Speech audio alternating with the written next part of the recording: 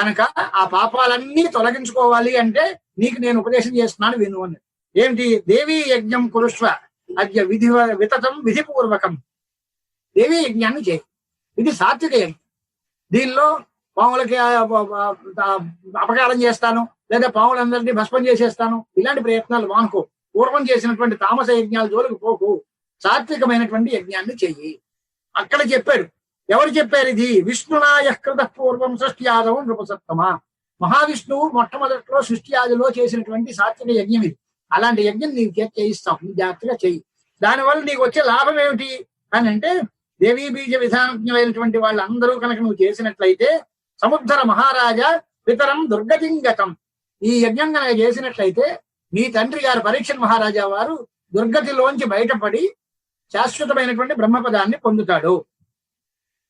సముద్ధర మహారాజా పితరం దుర్గతింగతం విప్లావమానజం పాపం దుర్ఘటం నరకప్రదం తథైవ శాపజో దోష ప్రాప్త పిత్త తవానక. పరీక్షిత్ వృత్తాంతం మనం చదువుకున్నాక, ఆయన సచిన బావుని ఆ మహర్షి మెడలో వేయడం వల్ల బ్రాహ్మణ శాపానికి గురయ్యాడు. ఆ శాపం వల్ల వచ్చిన దోషం ఒకటి, విప్ర అవమానం చేత చూసినటువంటి దోషం ఒకటి. ఇలాంటి దోషాలన్నీ పోయి ఆయన దుర్గతులు లేకుండా శాశ్వతమైనటువంటి సద్గతిని పొందాలి అంటే నువ్వేం చెయ్యాలి అంటే దుర్మరణం పొందాడు. ఆ దుర్మరణం పొందేటప్పుడు కూడా ఆయన తాలూకు విశేషాలు ఏమిటి అనే దగ్గర ఆయన పరీక్షకు చాలా అదృష్టవంతుడు, పరీక్ష పరమేశ్వరుడు ఎక్కడున్నాడు అని పరీక్షించేశాడు అని కథలు ఉంటాయి, భాగవత కథ చెప్తారు మనం. అది ఒక రకమైన దృష్టితో నడిపిన కథ. ఇప్పుడేం చెప్తున్నాడు? ఆయన చాలా నీచమైనటువంటి దుర్మరణం పొందాడు. పాముకాటికి పోయి గురైపోయి చచ్చిపోయాడు. మహారాజులు మహాక్షత్రియులైనటువంటి వాళ్ళు ఎలా పోవాలి? సంగ్రామంలో యుద్ధంలో వీరోచితంగా పోరాడుతూ శరీర త్యాగం చేస్తే దాని అందం వేరు. కానీ అలాంటి యుద్ధంలో మరణమా రాలే. పోని గంగాది తీర్థాల్లో ఏకాశి క్షేత్రంలోనూ ధ్యానం చేస్తూ ప్రాణం వదిలేసాడా అంటే అది లేదు. నా సంగ్రామే నా గంగాయాం స్నాన దానాది వర్జితం మరణం తే పితుహు తత్ర సౌధే జాతం కురుద్వహ. హాయిగా మేడ మీద 7వ అంతస్తు మేడలో మంచం మీద పడుకుని తెచ్చిపోయాడు. ఎంత దుర్మరణం వచ్చింది! ఇలాంటి దాన్ని నువ్వు తగ్గించాలి, దానికి మంచి సద్గతులు ఇవ్వాలి అంటే ఏం చెయ్యాలి అంటే ఈ సాత్విక యజ్ఞాన్ని చెయ్యి. ఎన్నో రకాలైనటువంటి ఘోరాలు ఉన్నాయి. దానిలో అటువంటి దుర్గతులు ఏవి కూడా ఆయనకి రాకుండా చెయ్యాలి అంటే మనస్సు నిర్మలంగా చేసుకుని నువ్వు సాత్వికమైనటువంటి ఈ యజ్ఞాన్ని చక్కగా చెయ్యి. చేసినట్లయితే దానిలో ఫలితం వస్తుంది అని ఉపవాదం చేశారు. వీడు ఎలా అనుకోవాలి అని అంటే, ఆ పరీక్షిత్ మహారాజు గారికి శాపం వచ్చిన తర్వాత ఓ వారం రోజుల్లో ప్రాణం పోతుంది అని అనుకున్నాడు. అప్పుడు ఆయన మనోవేదనలు ఎలా ఉన్నాయి అని అంటే, నేను చాలా విముక్తుణ్ణి అనే మాట ఉందా అంటే లేదు. పోనీ ఈ సంసారంతో నాకేం సంబంధం, వచ్చింది పోయింది, పోతే పోతుంది, యాతస్య ధ్రువో మృత్యు అనే వైరాగ్యం వచ్చిందా అంటే అది లేదు. వాడు ఏం పట్టుకున్నాడు? ప్రాణం మధ్య కథం జీవామ్యహం కామం మంత్రజ్ఞానం ఆనయంతు వై. నేను ఇంకా మంత్రవేత్తలు ఎవరినైనా పిలవండి, ఈ పాముకు మంత్రం వేస్తారేమో, నేను ఇంకా 10 కాలాల పాటు చల్లగా బతకాలి. ఔషధం మణిమంత్రం వా యంత్రం పరమకం తథా ఆరోహణం తథా సౌధే కృతవాన్ నృపతిస్తదా. ఏదో మణులో మంత్రాలో తంత్రాలో పెట్టుకోవడం. ఎవడైనా మహర్షులు ఎవరైనా వచ్చి నాకు ఏదైనా ఉపకారం చేస్తానంటే వాళ్ళని రమ్మనండి, వాళ్ళకి కావాల్సినంత దక్షిణ ఇద్దాం, వాళ్ళ చేత యజ్ఞాలు మంత్రాలు చేయించండి, నేను బతికి పట్టకట్టాలి అనే ఆలోచనే ఉంది తప్ప, పోతే పోతుంది రసోప్రాణం, ప్రాణం పోతే నష్టమే ఉంది, మనం పరమాత్మను చూడాలి అనే వైరాగ్యం లేదు. మగ్ను మోహార్ణవే ఘోరే మృత సౌధే అహినా హత. మోహం అనేటువంటి అడవిలో పడిపోయాడు. మోహాంధకార మగ్నుడై ఆ సౌధంలో ప్రాణం వదిలేశాడు. అప్పటికి కూడా అతనికి వైరాగ్యం కలిగిందా అంటే లేదు. కారణం ఏమిటి అంటే అప్పటికే కలిప్రవేశం అయిపోయింది కనుక. కృత్వా పాపం కలేర్యోగాత్ తాపసస్య అవమానజం. ఆ కలియుగం ప్రవేశించడం వల్ల ఆయన బ్రాహ్మణ అవమానం చెయ్యాలి అనే ఆలోచన వచ్చింది. ఆ అవమానం చేత ఇలాంటి తప్పనిసరి అయినటువంటి పరిస్థితులు ఆయనకి ఏర్పడ్డాయి. అంచేది మీరేం చెయ్యాలి? పూర్తిగా దేహమందు మమత్వం పూర్తిగా పోగొట్టుకోవాలి. ఆయనకి అది పోలే. మనం ఏమిటి? బ్రహ్మైవాహం నా సంసారి సదా ముక్త సనాతన. నేను బ్రహ్మను, నాకు ఎప్పుడు ముక్తే నా స్వరూపము, నేను ఎప్పుడూ బద్ధుణ్ణి కాదు. ఈ దేహేన మమ సంబంధ కర్మణా ప్రతిపాదిత. కర్మవశం చేతి ఈ దేహంతో సంబంధం వచ్చింది, అవన్నీ వస్తాయి పోతాయి. మనుష్య దేహ యోగేన సుఖ దుఃఖానుశాసనాత్. ఈ మనుష్య దేహం వస్తే దానిలో కొన్ని సుఖాలు ఉంటాయి, కొన్ని దుఃఖాలు ఉంటాయి. వస్తే దానికి అలా చూసుకోవడమే తప్ప సుఖేషు దుఃఖేషు అనుద్విగ్నమనాహ సుఖేషు విగత స్పృహ విగత రాగ భయక్రోధ అని గీతల్లో చెప్పినట్టుగా దానిలో రాగద్వేషాలు భయాలు క్రోధాలు ఏమీ లేకుండా సుఖాలు వచ్చినా పొంగిపోకూడదు, దుఃఖాలు వస్తే కుంగిపోకూడదు. మరణం వచ్చింది మంచిదే రాని, దానికేముంది. ఇది యోగులకు కూడా తప్పదు. అలాంటప్పుడు మరణం వచ్చిందని భయపడ్డం ఎందుకయ్యా దీనికోసం అనేటువంటి ఆలోచన ఉండాలి. అది లేదు నీ తండ్రికి. మోహార్ణవంలో మోహార్ధకాలంలో పడిపోయి ప్రాణాన్ని వదిలేసుకున్నాడు. అంచేత నువ్వు చేయాల్సిన పని ఏంటి? శాస్త్రకంఠ అతి దుఃఖార్థ బభూవ జనమేదేహ. ఈ మాటలన్నీ చెప్పిన తర్వాత అవశ్యమేవ నరకం ఏతైరాచరణైర్భవేత్ అని ఆయన భయపెట్టేశాడు. ఇలాంటి ఆలోచనలు వచ్చిన వాడికి ఎప్పుడు నరకమే వస్తుందయ్యా. అయితే మా నాన్న నరకానికి పోతాడా అండి అని పాపం ఏడుస్తూ అడిగాడు. ఏం అక్కర్లేదు, నువ్వు చేసినట్లయితే దీన్ని పూర్తిగా నువ్వు హరిగారు చేసినటువంటి సాత్వికమైన దేవీ యజ్ఞాన్ని నువ్వు ఆచరించినట్లయితే మీ నాయన గారికి ఉత్తమ సద్గతులు వచ్చేదానికి అవకాశం ఉంది. తగిన ఏర్పాటు నేను చేస్తాను, నీ తప్పకుండా నేను చేయిస్తాను అన్నాడు. అంటే కే సహాయాస్తు తత్రాసం బ్రాహ్మణ కే మహామతే అని అడిగాడే. అంటే విష్ణువు చేసినటువంటి యజ్ఞం అన్నారు కదా, దాని స్వరూపం ఏంటో నాకు చెప్పండి. అప్పుడు ఎవరెవరు సహాయపడ్డారు, ఎవరెవరు ఆత్మజ్ఞం చేశారు, ఎన్ని వేద తత్వజ్ఞులైన వాళ్ళు ఎవరెవరు వచ్చారు, అదంతా విని దానిలాగే నేను కూడా చేస్తాను.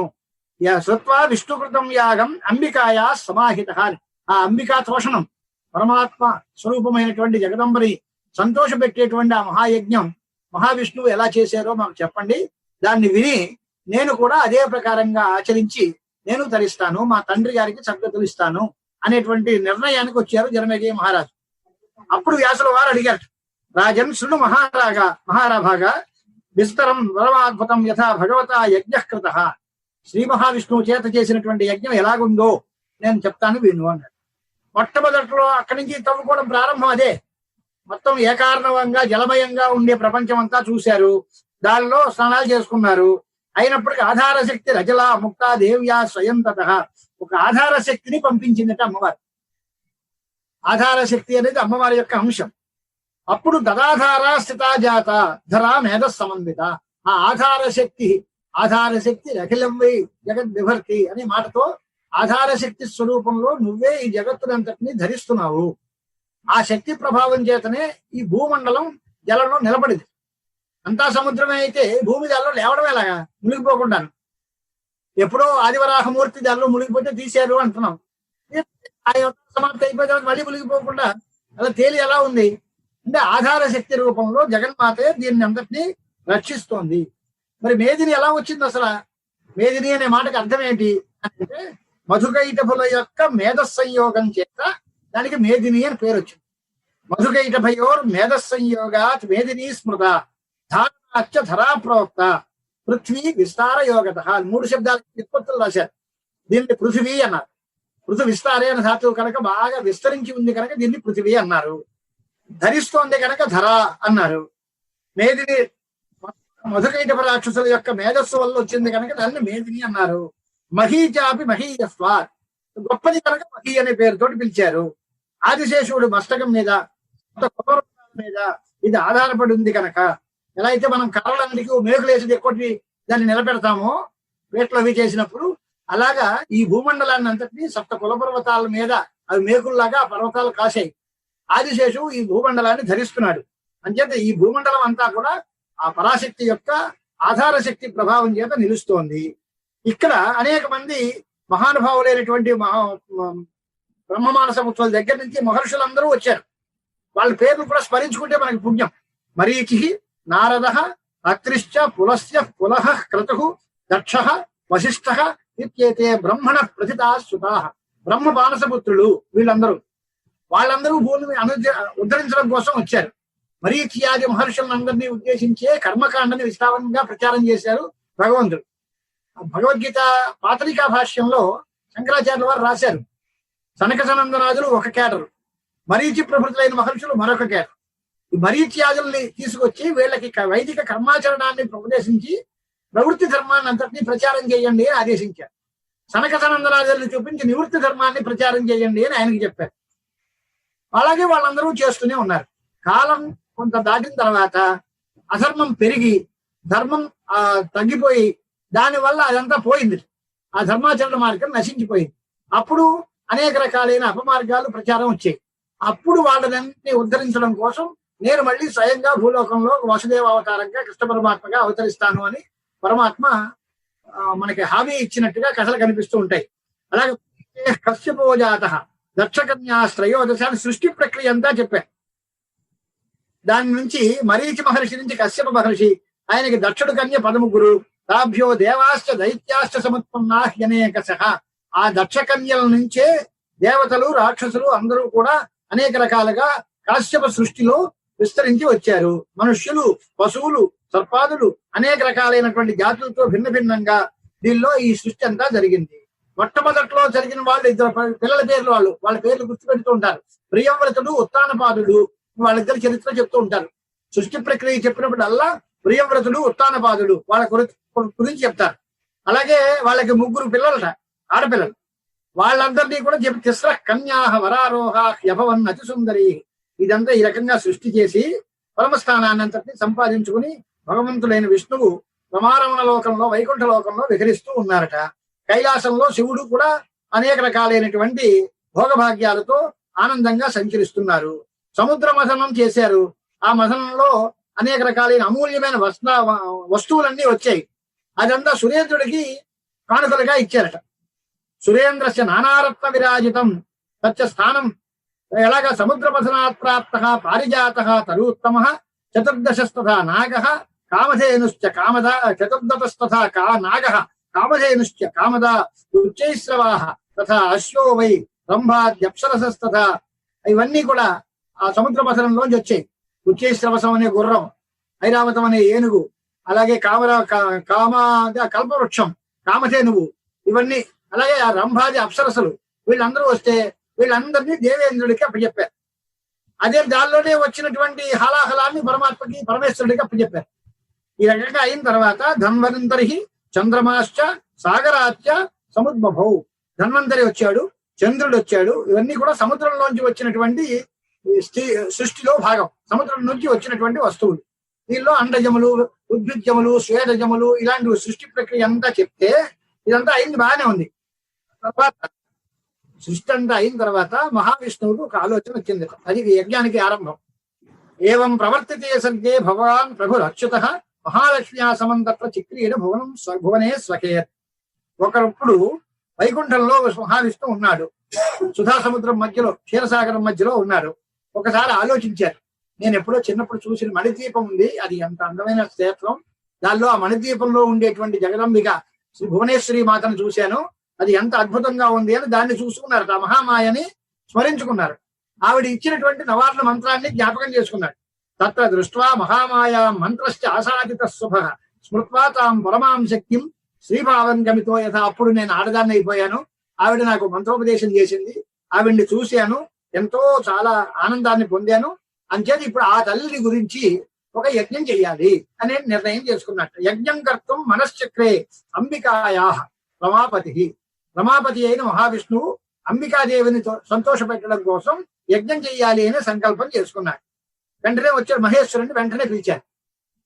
వాళ్ళిద్దరికీ అలాంటి కాంట్రాక్ట్. ఈయనకి ఏదైనా అవసరం వస్తే మహేశ్వరుని పిలుస్తారు, మహేశ్వరుడికి ఏదైనా విచారణ అవసరం వచ్చిందంటే మా వ్యక్తి కావాలి అంటే మహావిష్ణువుని పిలుస్తారు.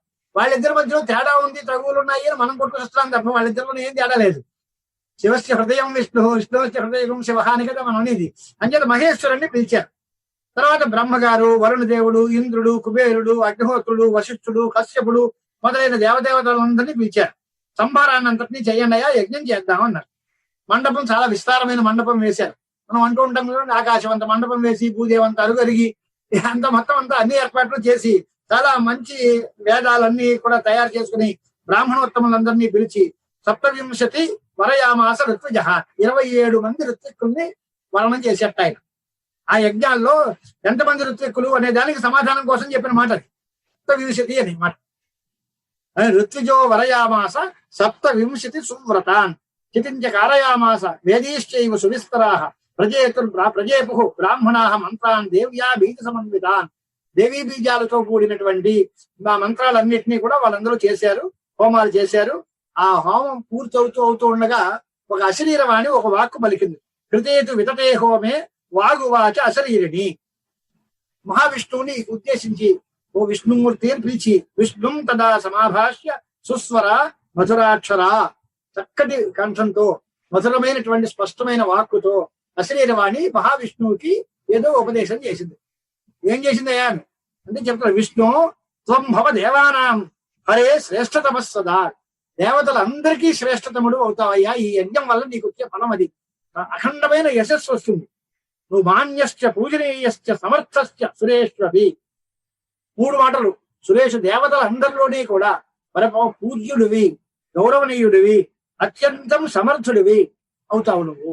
ఇతర దేవతలందరూ కూడా నిన్నే పూజిస్తూ ఉంటారు. సర్వే త్వావర్చయిష్యంతి బ్రహ్మాద్యాశ్చ సవాసవాహ. బ్రహ్మ దగ్గర నుంచి దేవేంద్రుడి వరకు మొత్తం అందరూ కూడా నిన్నే పూజిస్తూ ఉంటారు. అందరూ మానవులందరూ కూడా నిన్నే భక్తితో కొలుస్తూ ఉంటారు. నువ్వే అందరికీ వరప్రదాన సమర్థుడు అవుతావు. అన్ని వరాలు తీర్చేటువంటి వాడు అవుతావు. దేవతలందరికీ కోరికలు తీర్చేటువంటి వాడు అవుతావు. సర్వయజ్ఞముల యందు కూడా ముఖ్యమైనటువంటి హవిర్భోక్తు నువ్వే అవుతావు. సర్వయజ్ఞేషు ముఖ్యస్వం పూజ్య సర్వైష్ట యాజ్ఞికై త్వాం జనా పూజయిష్యంతి వరదస్వం భవిష్యతి అనే మాట చెప్పి దేవతలు అందరూ కూడా దానవ భయంతో వాళ్ళందరి చేత దానవ వైర పీడితములై దానవై అతిపీడితా దేవాహ త్వాం శ్రేయిష్యంతి, నిన్ను సేవిస్తారు అనేటువంటి మాట చెప్పారు. అయితే అయిన తర్వాత నీకు పని అప్పచెప్తున్నాను. త్వం వై పూజ్యతమః, ఈ కీర్తిమంతుడివి పూజ్యుడివి అవుతావు. కానీ యదా యదా హి ధర్మస్య గ్లానిర్భవతి భూతలే తదా అంశేన అవతీర్య ఆశు కర్తవ్యం ధర్మరక్షణం. నువ్వు చేయాల్సిన బాధ్యత మాత్రం అది ఉంది. ఎప్పుడెప్పుడు అవసరం వస్తుందో అప్పుడు మాత్రం నువ్వు భూలోకంలో అవతరించి ధర్మరక్షణం చేయాల్సిన బాధ్యత మాత్రం నీకుంటుంది. ఆ యజ్ఞంలో నీకు కీర్తి ఉంటుంది, కానీ నీ బాధ్యత కూడా పెరుగుతుంది. కేవలం హక్కు ఒకటే కాదు, బాధ్యతలు కూడా ఉంటాయిగా. అలాగే ధర్మరక్షణం చేయాల్సి వస్తుంది. అవతారేషు సర్వేషు నానాయోనిషు మాధవ విఖ్యాత సర్వలోకేషు భవిత మధుసూదన. నువ్వు అనేక రకాలైన అవతారాలు ఎత్తుతావు. అన్ని అవతారాల్లోనూ కూడా నువ్వు అనేక రకాలైన ధర్మ సంస్థాపనం కోసం ప్రయత్నాలు చేస్తావు. అన్ని అవతారాల్లోనూ నీకు నేను పూర్తి రక్షణగా శక్తిగా నేను ఉంటాను. అవతారేషు సర్వేషు శక్తిస్తే సహచారిణి భవిష్యతి. ఏమిటవుతుంది? నువ్వు వస్తావా అమ్మా? కాదు, భవిష్యతి మమాంశేన సర్వకార్య ప్రసాదిని. వాటిల్లో వరాహావతారంలో వారాహి శక్తి నీకు సహకారం చేస్తుంది. నృసింహావతారంలో నారసింహి శక్తి నీకు అవతారం సహకరిస్తుంది. అలాగే వారాహి నారసింహి చ నానాభేదైరనేకథ నానాయుధాః శుభాకారాః సర్వాభరణ మండితాః తావిర్యుక్త సదా విష్ణు సురకార్యాన్ని మాధవ. ప్రతి చోట ప్రతి అవతారంలో నీ వెంట నా అంశం ఉంటుంది. అది రకరకాలైన పేర్లతోటి నీకు వెనకాల సహకారం చేస్తూ ఉంటుంది. అప్పుడు నీ కార్యక్రమాలన్నీ దిగ్విజయంగా నువ్వు పూర్తి చేసుకుంటూ ఉంటావు అని అక్కడ ఒక మాట చాలా గొప్ప మాట చెప్పారు. సాధయిష్యతి తత్ సర్వం మద్దత్త వరదానత. ఈ యజ్ఞం చేత సంతోషించినటువంటి నేను నీకిచ్చిన వరప్రభావం వల్ల నువ్వు సర్వత్రా విజయంగా ఉంటావు, విజయాన్నే పొందుతావు. కానీ తాస్త్వయాహ నావమంతవ్యాహ సర్వదా గర్వలేశిత. నేను ఇంతవాణ్ణి అనేటువంటి నువ్వు గర్వం పెట్టుకుని ఆ శక్తిని పక్కన కనుక నువ్వు అపహాస్యం చేస్తే నువ్వు పాడైపోతావు.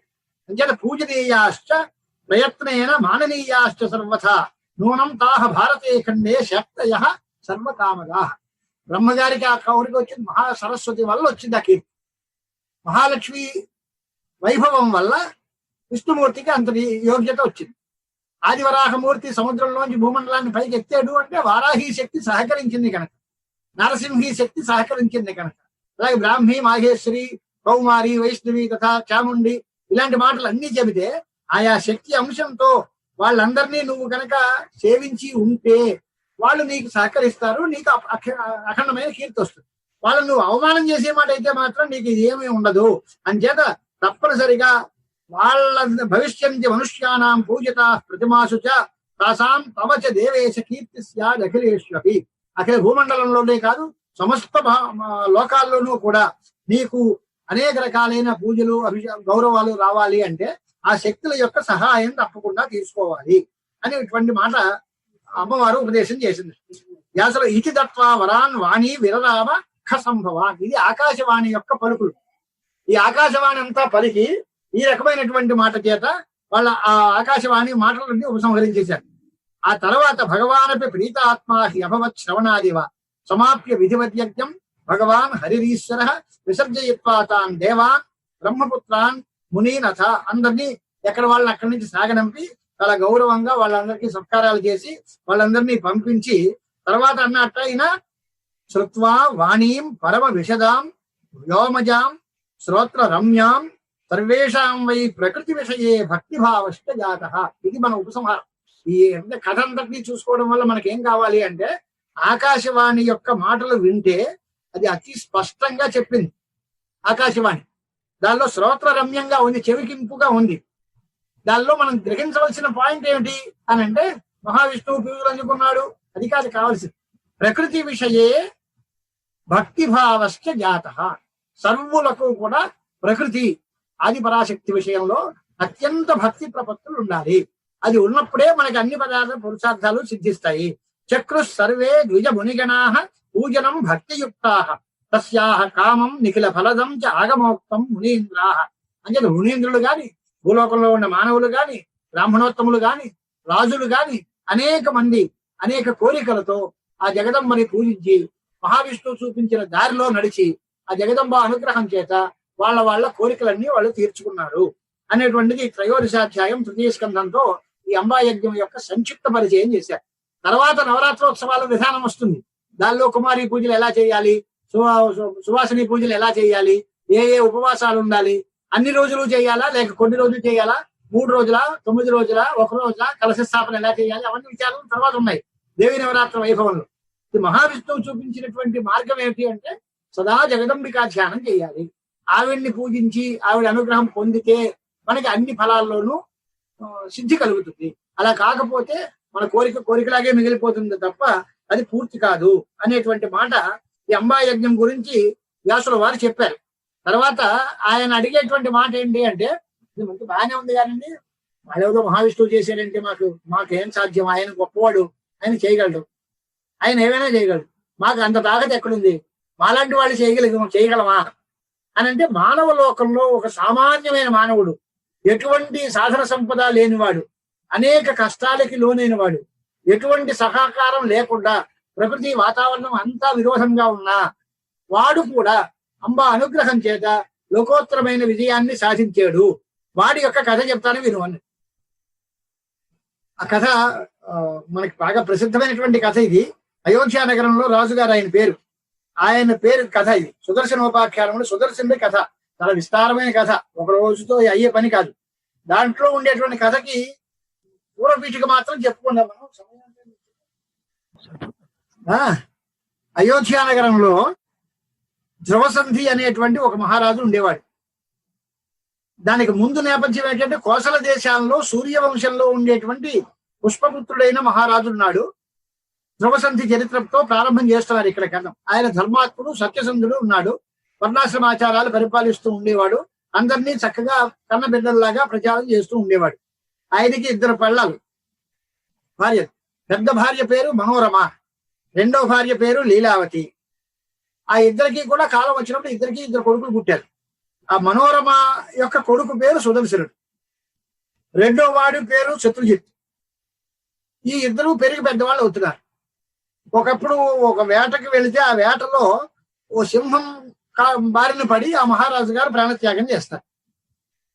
దీంట్లో పరిస్థితి ఏమిటి అంటే, మనకు కావలసిన కథలో పెద్దగా భార్య కొడుకు పేరు సుదర్శనుడు, రెండో భార్య పేరు లీలావతి, ఆయన కుమారుడి పేరు శత్రుజిత్. వీడికి అంగబలం అర్థబలం అన్ని ఉంటే, లీలావతీ దేవి కాశీరాజు కుమార్తె, ఆవిడికి చాలా మంచి సపోర్ట్ ఉంది, మంచి ధనవంతురాలు, మంచి బాగా అందరూ ఉన్నారు, అంగబలం ఉంది, శత్రువుని జయించేటువంటి సైన్య బలం అంతా ఆవిడ పక్షంలో ఉంది. ఈ పెద్ద భార్య మనోరమాదేవి తండ్రి పాపం దీన్ని ఉపకారం చేద్దామని వచ్చి యుద్ధంలో ఓడిపోయి చచ్చిపోతాడు. ఈ తల్లికి ఎవరు లేరు, వెనకాల ఆర్థికమైన పుష్టి లేదు, సహాయ సంపద లేదు, ఏమీ లేదు. వాడి కొడుకు పెద్దవాడు. మధ్యలో ఉండేటువంటి వాళ్ళందరినీ కూడా విచారణ చేసి సేవకులందరూ కూడా ఈవిడి మీద గౌరవం ఉంది. పెద్ద భార్య కొడుకు, పెద్ద సంతానం, ఆయనకి రాజ్యం ఇవ్వడమే న్యాయము అనేటువంటి అభిప్రాయం ఉంది. కానీ అవతల వాడికి బలం, ఆ కాశీరాజు గారు అందరూ వచ్చి నా మనవడికి రాజ్యం లేకపోతే నేను ఎలా చూస్తాను, ఎవడుంటాడో ఏం చేస్తాడో అని ఆయన భయపెట్టేశాడు. ఆయనతోటి కాశీరాజు సైన్యానికి భయపడిపోయి ఆయన ధాటికి తట్టుకోలేక, సరేనండి ఆ ధ్రువసంధికి ఇచ్చించుకోండి అని. ఈ పరిస్థితుల్లో సుదర్శనుడికి రాజ్యం వస్తుందా రాదా? వీడు ఏమీ అసహాయ స్థితిలో ఉన్నటువంటి వాడు, తండ్రి పోయాడు, తల్లి కొడుకు ఇద్దరే ఉన్నారు. వీళ్ళ పరిస్థితి. అవతల వాడికి తాతగారు ఉన్నారు, తాతగారి బలం ఉంది, రెండో భార్య ముద్దుల భార్య, దాని కొడుకు, వాడికి సైన్యం అంతా సపోర్ట్ ఉంది, వాడు రెండో వాడు. ఈ ఇద్దరి మధ్యలోనూ ఎవరికి ఇవ్వాలి అని అంటే సుదర్శనున్నే రాజ్యాధిపత్యం ఇవ్వాలి అని మంత్రిమండలి అంతా నిర్ణయిస్తే అక్కడికి ఆయన వచ్చేసాడు. స్పష్టంగా వచ్చి కాదు మా మనవడికే రాజ్యం ఇవ్వాలి అని. ఉజ్జయినీపతి అయినటువంటి వాడు వచ్చి పూర్తిగా అడిగి యుధాజిత్ అనేటువంటి వాడు వచ్చాడు. ఎవరు? ఈ పెద్ద భార్య తండ్రి. వాడు వచ్చాడు, పాపం బలం చాలక ఆ చేతిలో యుద్ధంలో చచ్చిపోయాడు. ఇప్పుడు ఈ తండ్రి పోయాడు, సపోర్ట్ చేసే తాతగారు కూడా యుద్ధంలో పోయాడు, వితంతువైనటువంటి తల్లి మాత్రం మిగిలింది. ఈ కుర్రాడు ఉన్నాడు, విదలుడు అనేటువంటి ఒక మహామంత్రి నీ సాయం చేసుకున్నాడు. అడిగిన తర్వాత ఏమమ్మా ఇప్పుడు ఏం చేయాలి పరిస్థితి అని అంటే, ఈ మానవ సహాయం కాదు, మనం పరమాత్మని ఆ అమ్మవారినే ధ్యానం చేద్దాం, మీరు ఇక్కడి నుంచి వెంటనే కాశీ నగరానికి వెళ్ళిపోండి, ధ్యానం చేసుకోండి, అమ్మవారి అనుగ్రహం ఉంటే మీ కోరిక తీరుతుంది, నీ కొడుకు రాజ్యాన్ని అనుభవిస్తాడు, నువ్వు వీళ్ళని ఎవరిని నమ్మొద్దు, వీళ్ళ మీద నువ్వు ఆధారపడొద్దు, వాడికి ఎంత ఉన్నా అమ్మవారి అనుగ్రహం కనుక నీ కొడుకు మీద ఉంటే వాడు రాజు అవడం ఖాయం. అలా కాకుండా ఇంత బలం ఉన్న అమ్మవారి అనుగ్రహం కనుక వాడికి లేకపోతే వాడు బతికి బట్టబట్టడం కూడా కష్టం అనే విధంగా ఈ కథ ప్రారంభిస్తారు. మధ్యలో శశికళ అనేటువంటి ఒక అమ్మాయి వృత్తాంతం వచ్చి ఇతని యొక్క గుణ సంపదని తెలుసుకుని నాకు సుదర్శనుడే భర్తగా కావాలి అని కోరుకుంటుంది. దానికి తండ్రి వాళ్ళు అందరూ ఏం చెప్తారు అంటే, వాడి దగ్గర ఏమీ లేదు, ఆస్తి లేదు, అంతస్తు లేదు, డబ్బులు లేదు, బలం లేదు, రాజ్యం లేదు, వాడికి పిల్లని ఎలా ఇస్తాను, రెండో వాడు కావాలంటే వాడికి పెళ్ళాడు, వాడికి అన్ని రకాల భోగభాగ్యాలు ఉన్నాయి, అదృష్టం ఉంది, తాత ముత్తాత దగ్గర నుంచి అందరూ అనుగ్రహం ఉంది, మంచి సంపద ఉంది, ప్రజల్లో కీర్తి ఉంది, రాజ్యం ఉంది, అంచేత వాడికి ఇస్తాను అని వాళ్ళు అంటారు. కాదు, నేను సుదర్శనుడినే వివాహం చేసుకుంటాను. కథలో మలుపు ఏంటి అంటే, ఆ శశికళ అమ్మవారు గాని సుదర్శనుడు గాని అపారమైనటువంటి అమ్మవారి భక్తులు. వాళ్ళిద్దరూ కూడా అమ్మవారి మీదే నమ్మకం పెట్టుకున్నటువంటి వాడు. తర్వాత అడవిలోకి వెళ్ళిపోతారు, మహర్షిని ఆశ్రయిస్తాడు. ఆ మహర్షి ఏదో మంత్రం ఇస్తాడు, ఆ మంత్రాన్ని ధ్యానం చేసుకుంటూ అమ్మ నువ్వే దిక్కు నాకు అన్నట్టుగా వాడు కాలక్షేపం చేస్తూ ఉంటాడు. తర్వాత చిట్ట చివరి మొత్తాయింపు ఏంటి అంటే, యుద్ధం వస్తుంది. ఆ యుద్ధంలో స్వయంగా అమ్మవారు సింహవాహనాధిరూఢయ్యి ఆవిడే వచ్చి శత్రువులందరినీ సంహరించి ఆయనకి రాజ్యాన్ని కట్టబెట్టి సుదర్శనుడిని పట్టాభిషిక్తుల్ని చేస్తుంది. ఈ కథ అంతా ఎక్కడ జరిగింది అంటే కాశీనగరంలో జరిగింది. ఆ కాశీనగరంలో అమ్మవారు ప్రత్యక్షమై సుదర్శనుడికి వరాలు ఇస్తే, తల్లి నేను ఒక్కడిని బాగుపడితే ఎలాగా, నాతో పాటు మా దేశ ప్రజలందరూ బాగుపడాలి, మా వాళ్ళందరూ భక్తులందరూ బాగుపడాలి, కాబట్టి దుర్గా పరమేశ్వరిగా నువ్వు అవతరించి ఈ భూలోకంలోనే స్థిర నివాసం ఇచ్చుకుని అర్చామూర్తిగా ఉండి మా మమ్మల్ని అందరినీ అనుగ్రహించు అని కోరుతాడు సుదర్శనుడు. ఆ కోరిక మేరకు కాశ్యాం దుర్గావాస అని పేరు. దుర్గా పరమేశ్వరి ఆలయం కాశీలో ఉంది, మనందరం వెళ్ళి చూసి వచ్చాం. కాశీలో దుర్గా పరమేశ్వరి ఆలయం, అక్కడ మంచి కోతులని బాగా ఉంటాయి చుట్టూ, ఆ ఎర్రగా ఉంటుంది, మంచి బిల్డింగ్ అంతా లాల్ కిలా లాగా ఉంటుంది దుర్గా పరమేశ్వరి ఆలయం. ఆ దుర్గా పరమేశ్వరి యొక్క అవతార ఘట్టం అన్నమాట ఇది. సుదర్శనుడి యొక్క అనుగ్రహం కోసం ఆ త్వరాదేవత వచ్చింది. శత్రు సైన్యం అష్టాదశ బలాలతో మొత్తం అన్ని చతురంగ బల సమేతంగా వాళ్ళందరూ ఉన్నారు. ఈవిడు ఒంటరి వాడు సుదర్శనుడు. తల్లి వితంతు స్త్రీ ఒక్కతే సహాయం, మరి ఎవరు లేరు. కానీ అమ్మవారి అనుగ్రహం చేత వీడు విజయాన్ని పొందాడు, మహారాజు అయ్యాడు. అంతమంది బలము ఉన్నా అది ఎందుకు పనికి రాకుండా యుద్ధంలో సంహరింపబడిపోయారు వాడు. ఎవరు వచ్చారు అంటే భగవంతుడే రక్ష. అంతటి భక్తి ప్రపత్తులతో జగదంబకి నమ్ముకున్నవాడు కనుక సుదర్శనుడి బాధ్యత నాది అనేటువంటి భరోసా ఆవిడిచ్చి ఆవిడే వాడిని కాపాడింది అని చరిత్ర. సంక్షిప్తమైన కథ ఇది. మధ్యలో చాలా విచిత్రమైనటువంటి ఉపదేశాలన్నీ ఉన్నాయి. కథాభాగం మామూలే, వాడికి రాజ్యం వచ్చింది, వీడికి రాలేదు, పోయింది, మనకేం పోయింది. కానీ ఎటువంటి అంగబలం అర్ధబలం లేనటువంటి వాడికి పిల్లని ఎలా ఇస్తాము, ఆడపిల్ల పెళ్లి చేసేటప్పుడు ఆడపిల్లల్ని ఇచ్చుకునేటువంటి వాళ్ళ ఆలోచన విధానాలు ఎలాగుంటాయి, లేదా ఎదరవాడికి బలం లేకపోయే మాట అయితే వాడిని ఎలా చిన్న చూపు చూస్తుంది లోకం, నలుగురు బలం ఉంటే వాడి తప్పు అయినా ఎలా చలామణి అయిపోతూ ఉంటాడు, ఇలాంటివన్నింటినీ కూడా మహర్షి పురాణంలో బాగా వర్ణించాడు. లోక వృత్తాన్ని అంతటినీ చూపించి మనకి 10 మంది పదుగురాడి బాట పాడి ధరజిల్లు అన్నట్టుగా వాడికి బలం ఉంటుంది, వాడికి ఇచ్చిందే మంచిది, అదే న్యాయం అన్నట్టుగా ఉంటుంది. వీడికి బలం ఏమీ లేకపోతే వీడు ఎంత ధర్మాత్ముడైనా వీడి చేసిన తప్పులాగే కనిపిస్తుంది లోక వ్యవహారం. కానీ పరమార్థానికి వచ్చేసరికి ఇవేవి ఆగవు. లోకాన్ని మోసం చేసినట్టుగా మనం పరమాత్మని మోసం చేయలేము.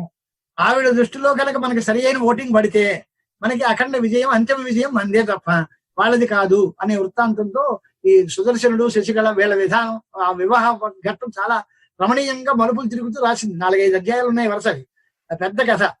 ఆ కథలంతటినీ కూడా మనం మళ్ళీ శుక్రవారం నాడు చూసుకుందాం. ఇంకా మనకి భగవద్గీతల్లో చెప్పే మనకి ధోరణి ఉపదేశం పరమాత్మది. అనన్యాశ్చింతయంతో మాం ఏ జనా పర్యుపాసతే తేషాం నిత్యాభియుక్తానాం యోగక్షేమం వహామ్యహం. అది పరమాత్మ యొక్క నిర్ణయం. ఇంకేత నన్ను పూర్తి భక్తితో కొలిచిన వాడికి ఎటువంటి నష్టము లేకుండా యోగక్షేమాలు వహించే బాధ్యత నాది అని. అలాంటి బాధ్యతతోటి ఆ అమ్మవారు వీళ్ళని అనుగ్రహించింది. సింహవాహనం మీద వచ్చి ఆవిడ యుద్ధం చేయడం ఏంటి? ఆవిడ కన్యత చేస్తే వీళ్ళందరూ ఎక్కడ బతుకుతారు? క్షణకాలంలో భస్మం అయిపోతారు మొత్తం అందరూ. కానీ సుదర్శనుడి పక్షాన ఆవిడే వచ్చి, ఆవిడే అనేక రూపాలు ధరించి అఖండ సైన్యంగా చూపి వాళ్ళందరూ సైనికులందరూ యుద్ధం చేసినట్టుగా వచ్చింది ఆవిడ ఒక్కతే. ఆవిడ సంకల్ప మాత్రం చేతనే ఆవిడే శక్తి గణాన్ని పంపించి వాళ్ళకి విజయాన్ని ప్రసాదించింది అని కథలో మనకి కనిపిస్తుంది. అలాంటి అమ్మవారి వైభవం, జగదంబ వైభవం కాశీలో దుర్గా పరమేశ్వరి ఆలయం రావడానికి నేపథ్యమైన కథ. అంతకు ముందు దుర్గాలయం ఉందో లేదో మనకు తెలియదు, కానీ ఈ పురాణంలో ఈయన కోరిక మేరకు, సుదర్శనుడి కోరిక మేరకు కాశీలో దుర్గా పరమేశ్వరి వెలిసింది. ఆ దుర్గా ఆలయం ఈనాటికి కూడా భక్తుల పూజలు అందుకుంటూ మనందరికీ దర్శనీయ స్థలంగా ఉంది అనేటువంటి కథని వ్యాసుల వారు ఈ కథలో చూపించారు. అలాంటి దుర్గా పరమేశ్వరి మనందరినీ రక్షించుగాక అని ఈ భౌమాశ్విని యోగం కదా ఉంది, మంచి యోగం. ఇలాంటి యోగంలో ఆ జగదంబికా ధ్యానం అఖండ ఫలప్రదము అని ఉంది.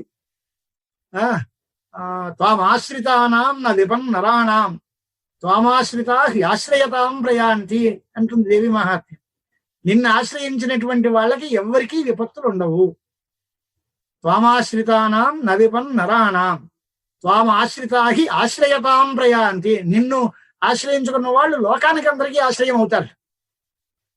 మనం ఒక్కళ్ళు ఆవిడని ఒక్కడిని పట్టుకుంటే ప్రపంచం అంతా మన్ని పట్టుకునే పరిస్థితి వస్తుంది ఆవిడ అనుగ్రహం ఉంటే. అంచేత త్వామాశ్రితానాం నవిపన్ నరాణాం త్వామాశ్రితా ఆశ్రయతాం ప్రయాంతి. దుర్గే స్మృతా హరసి భీతి మశేష జంతో స్వస్థై స్మృతా మతిమతీవ శుభాం దదాసి. దారిద్ర్య దుఃఖ భయహారిణి కాత్వజన్యా సర్వోపకారకరణాయ సదా హర్ద్రచిత్త. సర్వం జగదంబార్పణమస్తు. శుభం. స్వస్తి ప్రజాభ్యః పరిపాలయంతాం న్యాయ్యేన మార్గేణ మహీం మహీషాః. గోబ్రాహ్మణేభ్యః శుభమస్తు నిత్యం. లోకాః సమస్తాః సుఖినో భవంతు. శుభం.